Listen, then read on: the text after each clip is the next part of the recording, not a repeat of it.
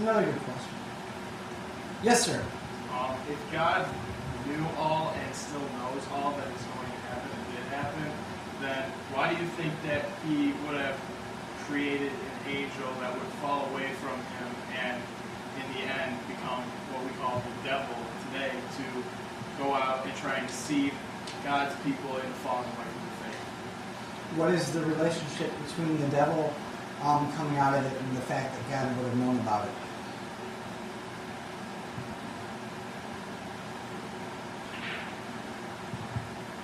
I just need to put the two parts of your question together. Because since it says...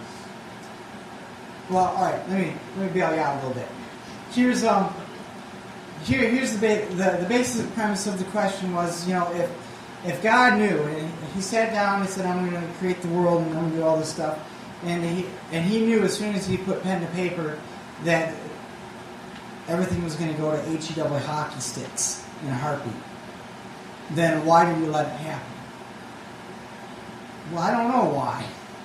But I do understand that there's a slight difference between, there's something lurking in the back of that family of questions, which is to try to blame God for it. I just draw a very simple distinction that just because you know something, it's not the same as causing it. Just because you know something is not the same as being responsible for it. I've got 4 kids. When they're learning to walk, I know they're going to fall and hurt themselves. I've got 3 boys, they're thugs. I know that when they wake up out of the bed in the morning, they're going to hit the other one, and the other one's going to kick them back. Now, I could arrange, I could get up half an hour early and scurry in there and sit there with my coffee, and as soon as they wake up, don't you do that, and stop them. Or, when I know that they're learning to walk, I could follow them around and hold them up.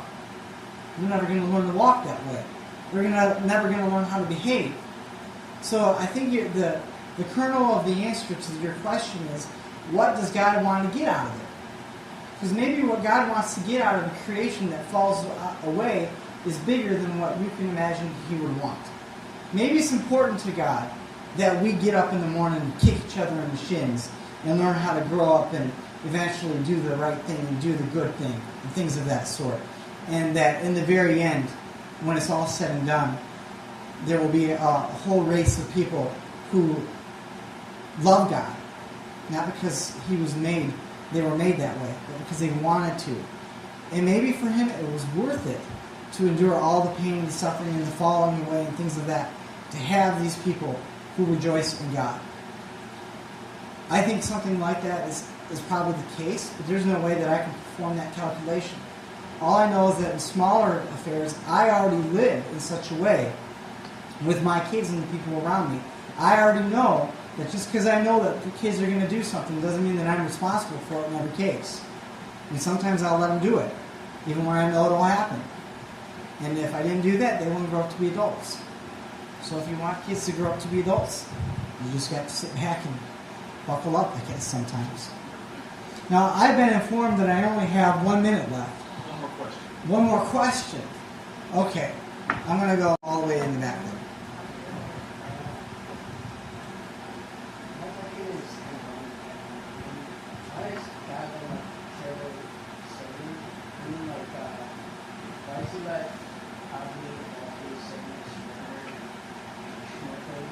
Why does He let bad things happen?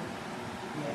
And if we knew this was going to happen, why didn't He stop it? It's really the variation on the same question. It has the same basic answer. It's just that God presumably thought it was worth it to let it happen. And the problem is that sometimes when we calculate what's worth it, we sit back and look at our history books and we say, well, how could it possibly have been worth it to have allowed the Holocaust, to allow abortion to go on to the tune of 40, 50, 60, 70 million, to allow things like the gulags of the Soviet Union and the killing fields of Pol Pot in Cambodia. How can that possibly be worth it? From our perspective, it might be hard to justify. But sort of my point is, we already act in such a way to show that the answer works. That if you know that it's worth it on the other side, you will allow a certain amount of bad things to happen. And the other thing worth mentioning that I could have said over here is just because God lets it happen now doesn't mean that He's not going to eventually do something about it. There will come a day of reckoning. There will come a day when He fixes it. There will be a day when He sets things right. And He already started 2,000 years ago. And He'll finish it. Yes, you have a follow-up. Yeah. 2,000 years ago, being Christ, right? It was do you want me to do the math? So why are we still here on earth? I'm sorry? Why are we still here on earth if Christ is God for us? Okay, why are we still on the earth if Jesus already died and rose, etc., etc.? Perhaps because He knew that your children will want to hear about that salvation message, and He wanted to make sure that they had an opportunity to hear that. Or maybe it has something to do with the fact that God wants us to have the dignity of having a hand in His work. Do you know what I mean? Where He could say, yes, I've saved everyone, but now I want you to know that you are free sons and daughters of the kingdom. Now go and reclaim your inheritance. And so maybe He was willing to allow us to endure the last 2,000 years so that we could have the dignity of having said that we participated in His plan. There's a lot of maybes in there, but I bet you somewhere is close to the truth. Now, I've been told that was the last question, and as you can tell, that would have gone on forever. However, it could not be that way.